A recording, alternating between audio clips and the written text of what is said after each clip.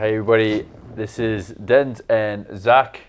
We are now on episode 9 of The Locker Room. We've actually gone a little AWOL for a bit. You know, the season started kicking our ass, so took a little time off, but we are back and better than ever.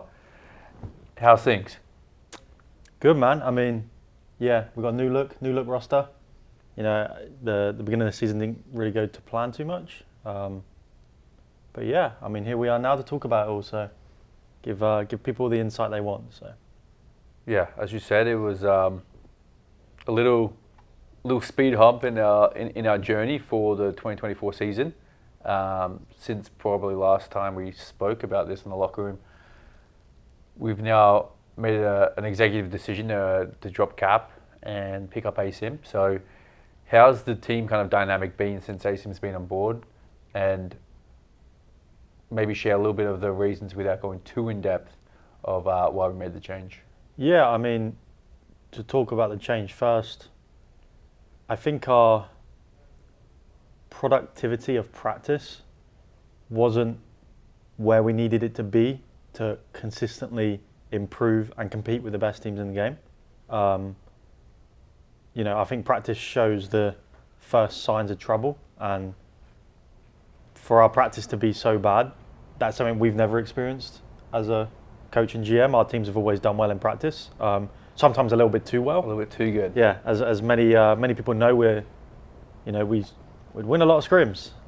Just couldn't translate it in the past. But yeah, and then now we've got the complete opposite, where we honestly some days couldn't even win a map, and you know that's not great. And sometimes it's hard to transition to matches and be able to play with that same confidence when you're consistently losing. Yeah, and that was just kind of the tip of the iceberg on, in my opinion, what change needed to happen. So obviously we bring in Asim, he won challenges. Everyone knows he was good enough to start with. It was pretty unfortunate not to get on the team, but he was definitely on our shortlist at the beginning of the season anyway. So him coming in, it was just like kind of a no-brainer. Kind of brings that energy, that vibe, allows us to work more closely with just Eric, who's obviously the rookie. Asim's a bit more experienced, and you know he has his routines, and you don't have to push him to watch VOD and do this and do that. He just does it all himself, which is great. And he brings new ideas to the table, and he's a great support system for Eric, which I think has been the difference and why we've been able to translate it a bit more. And our practice has definitely got 10 times better. So, yeah. Yeah, I mean, honestly, you hit the nail on the head. I think since Asim's kind of come into the team, he's definitely got a little bit of that like nurturing aspect. Where I know in previous years, like when he was in Cold War, he had a similar kind of role to play with them with Hydra, and you know, looking at it kind of from a macro level, we think that was something that was really important for Eric to continue his trajectory, and I think we've kind of seen that kind of like pay dividends. In practice and in matches. So it is looking a lot better. And once again, I think we as players and management and coaching staff are all big kind of advocates of practice translating to officials. And if you can't do it in practice, then when you get on the stage and it's lights, camera, action, then you're going to struggle a little bit. So yeah, he's been really good. He's got a nice attitude about him. He's got a little swagger about him. And yeah, I mean the record kind of shows with 2-1. Obviously, couldn't get over the speed hump against New York, but definitely over the last weekend beat a pretty strong Minnesota Rocket team who's looked pretty lethal in their respawns. So to take 2 off them and finally have some map 5 ice. I think we were 0-3 before this weekend. So to win that and in a kind of convincing fashion, I think it was 6-1. Yep, 6-1. Yeah, that was really good to get on the board, and it's always just a big confidence booster. Like when things are on the up, everyone's a little bit more joyful around the office. So yeah, excited to see how we continue to polish our kind of strategy and our team cohesion, and I think the chemistry is only going to get a little bit better. Yep. So we talked a little bit how the team's going now. What specifically do you think Asim brings to this team in terms of gameplay and out of game? Yeah, I mean, I think his gameplay sometimes reflects how he is out of game. He's very like the sense of urgency. Like, hey, we need to get our shit together, otherwise, we're going to be bottom of the league. Out the league again. Rinse and repeat in that cycle. And coming from us as coaches, that only means so much. But when you've got a teammate saying it, and like your teammate is setting the example every single day, wanting to come in early, wanting to do more VOD, linking clips at 1 a.m. I mean, I'm trying to sleep and my phone's going off because Asim's just finding more stuff to talk about. And I love that. Like, you can't, you can only push someone so far if they don't want it themselves. And I think Asim's like a prime example of exactly how to be. And then, in game, he's just a heads-up player, someone that uses a bit more of their brain. Not that the others didn't, but he does it in my opinion, critical moments when it's easy to be flustered or, think outside the box, which is good for us. I think we need that. And, Austin's pretty on point. He's pretty good at this game, I will say. I used to think he was a pretty terrible AR, to be honest, but since actually having him, I think he's honestly probably the best player we've had on Boston as an all-round person and player. So, yeah. So Asim's a kind of an action over words kind of guy. He's always flicking through the VODs, linking timestamps, like Zach alluded to, which is really good to see. I think it keeps your teammates energized and always focusing on track. And it also kind of helps develop Eric and his trajectory, where it's just like, okay, like these are things that we need to correct. He's very self-aware. He's not the perfect player. He also sometimes in game gets flustered and whatnot, but he's really good at directing traffic for the overall team. And I think in Call of Duty, I don't think that's praised enough to be able to direct traffic and make sure everyone's on the same page. I think one of the things we were lacking a little earlier in the season was the ability to be on the same page at, once again, like Zach said, critical moments. I know our S&D hasn't been stellar this year, and for the kind of the lineup that we have, you'd kind of probably think we should be, but we'd always get kind of like number advantages, or we'd have all the information in the world, but we weren't willing or ready to kind of pull the trigger on what our play was going to be, or it'd be a little dysfunctional. So, Asim coming into the fold and really just making sure everyone's it's all or one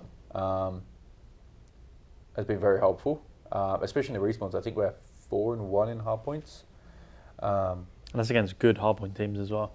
It's not against like people that are struggling. So it's really good. Really impressive. And so once again, that is something that like once you win those first maps, I think we're really struggling with Cap with the first maps as a whole team, not just on him. And once you go up 1-0 in the series, you're kind of feeling a little bit more confident. The SD, likes to come a little bit more naturally. There's less stress on the shoulders. So, Asim's been a delight to kind of bring into our system, and we're looking forward to his contributions further into the season. So we've seen a little bit of Snoop this season. How are you liking his start to the season, and what can we kind of expect, and what would we like to see for his continued growth? Yeah, I think. Sorry, cut you off early. I'm eager with Eric. In official matches, I think he's, we can see the potential, and I think he's gone toe to toe with the best already. Oh yeah. Which is always like, you're always nervous when you pick up like a rookie. Like, are they able to do that? And I think he's shown straight away he can. That raw like ability and talent is there. I think he's got a lot of learning to do. Sometimes he can be a bit of a slow learner. And when you do have personalities like Austin and Preston on the team, you hold him to a high standard that sometimes I don't even know if Eric sets that standard for himself. He's brand new. He doesn't really know this world of, slasher world league that he's been doing for 10 years. So, But I think he's in good hands. I think he's got the right people around him to kind of mould him into the player we want. And again, every day he's getting better and better, and he's just got to keep that hunger and that drive to be the best player in the world and not let outside noise or anything like that affect him, which I think he's doing a good job. So yeah, I'm happy with his progress so far. Again, with how much he needs to improve, you know, he's already dropping like a 1.1. Yeah. You know, he could easily be a 1.3 or 1.4 if he gets small errors that he's making down to a T. So yeah, a lot of potential in Eric. So. Yeah, I know you touched base on Slasher and Preston, and I'm not sure who I was talking to the other day, but I was like, their experience in Call of Duty is pretty much how old Eric is. Yeah, Like, they got 20 years of experience already in COD. And it's like trying to transfer that knowledge and experience towards Eric is going to be a process. Obviously, you know, he's played pretty lights out in a few of our official matches, which is always good to see. You can see, like, you know, the glimmers of being the best player in the world. I mean, against Toronto, when we beat them in Major 1, like, we're the only team to beat Toronto, and Eric had a big say in that. So it shows you, like, the kind of heights that he can reach. And with that being said, it is a team game, so we're always trying to perfect our craft as a team. And then when it gets into, like, the sticky or dangerous situations, it's like, hey, there's Eric, and he's gonna. You kind of feel a little bit relaxed and a little bit of peace of mind when you're like, yeah, he's gonna pop a 2-piece here or a 3-piece here and just change the trajectory of the kind of game, which is, it's impressive to see. Not many people can do it. Rookies always come and go, and some, you know, have a blind of a year and then they just fall off. So to see, like, his growth continuing week after week, and, you know, him absorbing like a sponge kind of all this information, is pretty impressive. And I know it's not easy. I think, once again, we have pretty high expectations, and I know we have high standards, and there's a lot of pressure. So yeah, I think he's just going to work on the basic fundamentals of COD, being a teammate. Because yeah, I think everyone's kind of said it from our team and internally, like, this guy, if you're not going to gun him. So if he starts doing the easy things, puts himself in really good positions, he can really transform into making an argument to being like a top 5 player in the game. I think to be able to do that in your first year is pretty impressive. I couldn't do it. You couldn't do it. Tried. I was close. And yeah, I think he's got a good head on his shoulder. So it's always reassuring and positive to see, and just keep working every day 1% better. So coming out of Major 1, it wasn't the performance that we wanted or expected. Walk me through kind of your emotions, the team's emotions, and the response to that kind of major. Yeah, I mean, everyone always hates losing, right? Everyone does. Everyone that plays anything remotely competitive hates losing. But I think this one hurt a little bit more just because it was our major. It was our fans. They got to see us for one best of 5, and that was it. So that's what stung the most for me. And I know the majority of our guys as well is like, look, we owe it to these people that have come here, that spent the weekend here, and we feel like we failed them. So we knew immediately, like, we had to be better. We had to implement change, and real change, not just, you know, saying we're going to do things and then not following out of action, which has kind of led to us being a little bit more strict on, you know, the guys' diets and their schedules and physical activity, and, you know, having people join the team with, you know, more on the physical side that can guide these guys in the right direction. Because again, we don't really have a background in that. You know, we can hold them accountable, but I don't know the first thing about building out a physical schedule for a player that plays a video game 6-7 hours a day.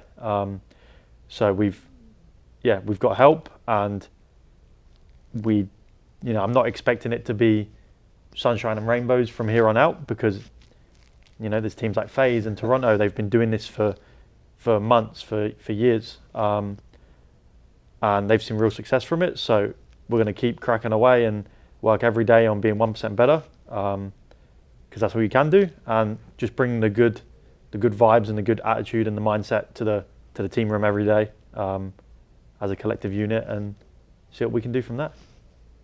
Yeah, I mean, I think to touch on the major one directly after, I think we were in that kind of that, I don't want to say locker room, but a little PPA for about 2 or 3 hours after our loss, and there was a lot of discussion about what we need to do, and everyone was contributing pretty heavily into it, and I think the thing that kind of was frustrating is like, okay, like how we didn't recognize this beforehand, why we weren't doing something about it during major one qualifiers, why we weren't holding them to that standard. So we definitely looked inwards and internally to make sure that, hey, we have our own expectation and standard, and we need to make sure that those guardrails are put in place so you, the fans, can make sure that you're with us in this journey and you're can celebrate as many victories as possible. So I think, once again, the biggest disappointment is how we could have done more, and I think that is always a big learning curve when it's always change always happens after a loss. So I really want to make sure, and we really want to make sure that's like, okay, like these victories even throughout the qualifiers at Major 2, it's like there's no band-aid to a win, that we're constantly identifying problems throughout, and we're making processes and systems so we can ensure that when we go out on the stage and we're playing, that we are the most prepared, we are in the best mental space, we are focused and performing at the end of the day. So yeah, I think that's kind of where we led after Major 1 was, really looking inwards, taking some accountability ourselves and pushing to make sure that this organisation is in a spot where we're proud to call home, and all the players are wanting to be here, wanting to get better, and putting in the extra effort and the extra yards. So we've started off 2-1, got some pretty essential wins. We're kind of now on the cusp of leapfrogging a little bit in the overall standings, and once again pushing ourselves into that winner bracket territory. What are we looking forward to for the rest of the qualifiers? Yeah, I mean, if we want to kind of touch on it a bit, I feel like we've beat the teams so far that we should beat on paper, and lost to a team maybe we should lose to, even though I believe we had so many strong points against New York that maybe could have took that series. Obviously, the sink didn't help. The sink got in the way, I think. Yeah, the sink got in the way. But yeah, I mean, looking forward, we have Vegas Legion coming up. To me, that's a series that we have to win if we want a chance at winners. You don't want to go into a series against maybe a team like FaZe where you have to beat them to make winners, and the added pressure, and you never know if pressure is going to be a difference between winning and losing. Everyone reacts different, so I want to take the more easy road, win against the teams we should, and then when we come against the teams that people have us losing against, there's no pressure and we can just go out there and play our game. So all eyes forward. But yeah, I mean, I just want to start in winners bracket, man. I want a Thursday start. Austin told me, get me to Sunday, so that's what we're trying to do. Get him to Sunday. Yeah, I think a lot of the good teams you've kind of seen over the seasons, whether it be your Toronto, your FaZe, they do a very good job at beating the mid to low pack teams, and I feel like that's just a consistency variant. So we're going to make sure that consistency is our number one. And Vegas Legion are going to be a difficult team. They've actually kind of looked pretty good. They've got within like 5 or 10 points against Toronto. They 6-0'd them in Rio S&D, so not an easy beat by any means. I think they're actually probably in the upper half of the league in terms of form. So it's another good test for us. I know in Major 1 it's like, hey, we could beat the best and lose to the worst. So we're kind of really trying to shift that performance into, okay, let's make sure that we're dealing with the teams that we believe we should be, holding ourselves to that standard, and contesting and beating those kind of powerhouse teams and giving them a reason to kind of be like, whoa, okay, Boston's not here to kind of mess around. They're about to fuck some shit up. So I'm really looking forward to that, because if we win this week against Vegas, you've got Optic phasing next. Now that will be like a real good power week where we can really test kind of where we're at and what we need to improve on. So I'm looking forward to the challenges in the next 2 weeks. I think this is kind of like we're nearly at the midpoint of the season. So this is kind of I would say like a 2 week power week where it's like, I don't want to say season defining, but definitely there's a lot on the line to find out where you are. I think this is going to show the character of the guys, the character of the team, and kind of see how that transpires and the kind of the attitudes we have going forward. So yeah, looking forward to putting on the show, and kind of excited to keep this Respawn dominance going. Once again, we're looking to clean up the S&D. It starts with one. Hopefully. Starts with one, and we got a map 5. So, yeah, really looking forward to competing in Miami in the winners bracket. That'd be nice. Thank you to all the Breach fans that watched this episode. Fingers crossed, hopefully, our great director of culture over here, Colin, can get us back to weekly episodes of The Locker Room. Me and Denz will do our best, and hopefully can keep bringing the results as well along the way. Don't forget to like, comment, subscribe, ask away with all the comments, and next week's episode we can answer them all and yeah, get a bit more transparent every week. All right, thanks guys.